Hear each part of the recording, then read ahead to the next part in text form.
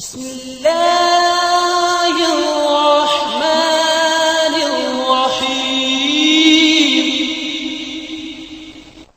الرحمن الرحيم الحمد لله رب العالمين وصلى الله وسلم وبارك على عبده ورسوله محمد وعلى آله وصحبه أجمعين وعلى من تبعهم بإحسان إلى يوم الدين. أما بعد، حافظ ابن حجر رحمۃ اللہ علیہ نے بلوغ المرام کتاب الجامع ادب کے بیان میں دوسری حدیث نقل کی ہے. ابو ہریرہ رضی اللہ تعالیٰ عنہ کی روایت ہے، نبی صلی اللہ علیہ وسلم نے فرمایا: انظروا الى من هو اسفل منكم ولا تنظروا الى من هو فوقكم فهو اجدر الا تزدروا نعمت اللہ علیکم. متفق علیہ. ابن حجر رحمۃ اللہ علیہ نقل کیا ابو ہریرہ رضی اللہ عنہ کی حدیث، جس حدیث کو انہوں نے ادب کے بیان میں دوسری حدیث کے طور پر نقل کیا ہے کہ زندگی کا دوسرا اہم ادب جس کا ہر مسلمان کو خیال کرنا چاہیے، ادب کیا ہے؟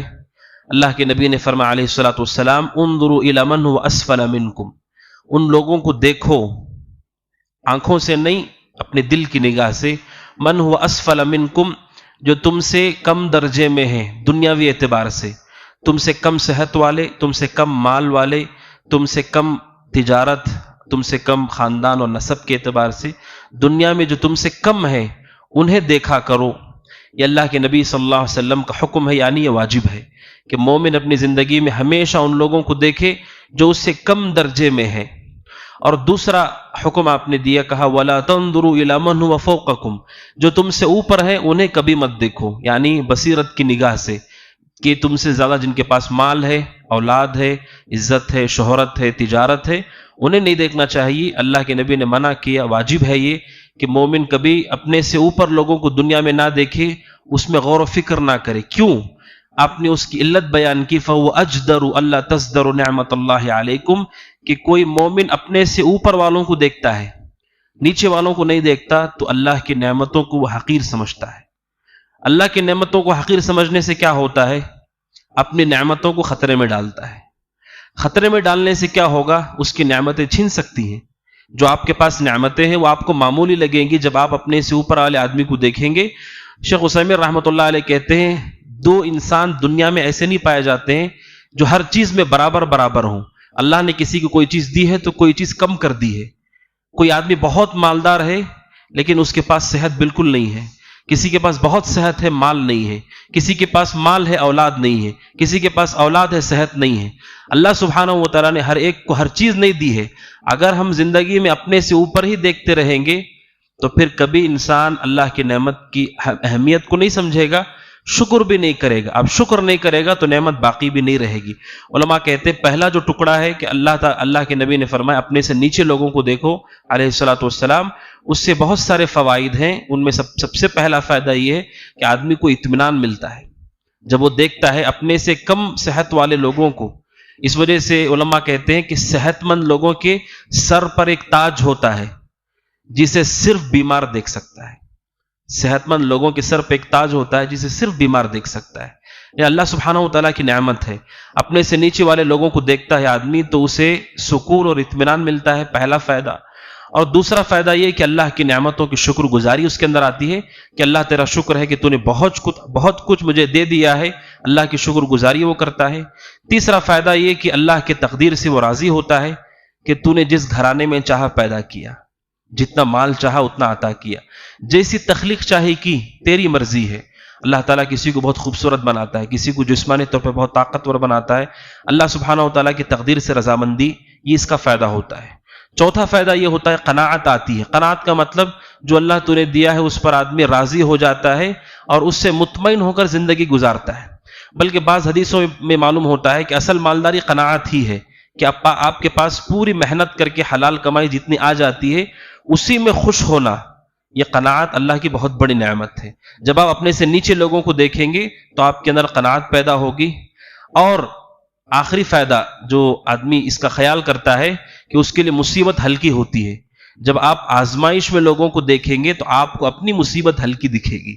اس وجہ سے لوگ اپنے سے نیچے لوگوں کو دیکھتے رہیں گے تو ان کی آزمائش، ان کی مصیبت دیکھنے کی وجہ سے آپ کو لگے گا کہ اللہ نے مجھے اتنی بڑی آزمائش میں تو نہیں ڈالا ہے.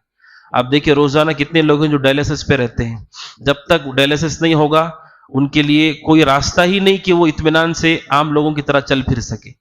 کتنے ایسے لوگ ہیں جن کے اعضاء کٹ گئے ایکسیڈنٹ میں ہو، ہاتھ پیر چلے گئے، آنکھیں چلی گئی، بڑی آزمائش میں ہے۔ اللہ سبحانہ و تعالیٰ کی ان بندوں کو دیکھتے ہیں تو ہماری مصیبت ہلکی محسوس ہوتی ہے۔ اللہ کے نبی علیہ السلام نے فائدہ بیان کی، اس لیے علماء کہتے ہیں حدیث جوامع الکلم میں سے ہے، ایسی حدیث جس کا جملہ تو مختصر ہے لیکن آدمی کی دنیا بھی اچھی ہو جاتی ہے اور آخرت بھی اچھی ہو جاتی ہے اگر اس حدیث پہ کوئی آدمی عمل کرتا ہے۔ اور اگر کوئی آدمی اس پر عمل نہیں کرتا، اپنے سے اوپر لوگوں کو دیکھتا ہے تو نقصانات بہت ہیں۔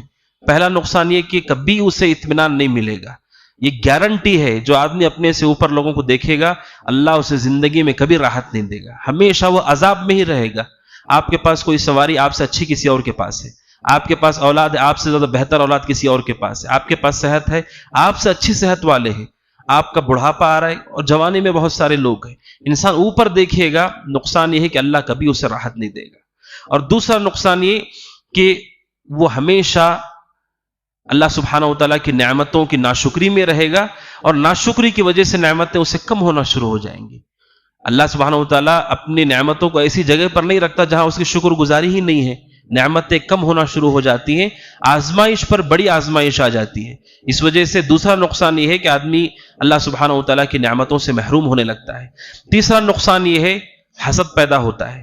آپ اپنے سے اوپر لوگوں کو دیکھیں گے، خواہ مخواہ آدمی ان سے حسد کرے گا۔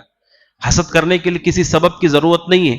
دو دوست ہیں، دو بھائی ہیں، اچانک ایک ترقی یافتہ ہو گیا، اس نے کچھ نقصان نہیں کیا آپ کا، لیکن صرف آپ اسے دیکھتے رہیں گے تو آپ کے اندر حسد پیدا ہوگا، حسد کی بیماری خود بخود آ جائے گی اگر آدمی اپنے سے اوپر لوگوں کو دیکھے گا، یہ بھی نقصان ہے۔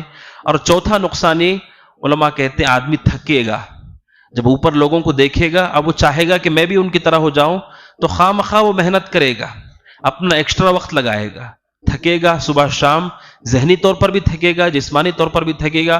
اب اس کا گول یہ ہے کہ کسی بھی طرح میں فلاں سے جیت کر اس سے آگے چلا جاؤں، تو خواہ مخواہ آدمی اپنے آپ کو تھکائے گا بھی اگر وہ اپنے سے اوپر لوگوں کی طرف دیکھتا ہے۔ اور ایک نقصان علماء نے ذکر کیا پانچواں، یہ کہ انسان کے پاس لالچ پیدا ہو جاتی ہے۔ جب انسان اپنے سے اوپر لوگوں کی طرف دیکھتا ہے اس کے اندر لالچ پیدا ہوتی ہے، مال کی حرص پیدا ہو جاتی ہے، نتیجہ یہ کہ وہ راہ راستے گمراہ ہو جاتا ہے۔ اس وجہ سے اہل علم کہتے ہیں یہ واجب ہے کہ مومن اپنی زندگی میں نیچے لوگوں کو دیکھے اپنے سے، اور جو اپنے سے اونچے درجے کے لوگ ہیں دنیاوی اعتبار سے ان سے میل ملاپ کرتے ہوئے خیال رکھے کہ حاجت کے جتنی آپ کی حاجت ہے اتنا ہی میل ملاپ ہونا چاہیے، اس لیے کہ اللہ سبحانہ و تعالیٰ رزق تقسیم کیا ہے۔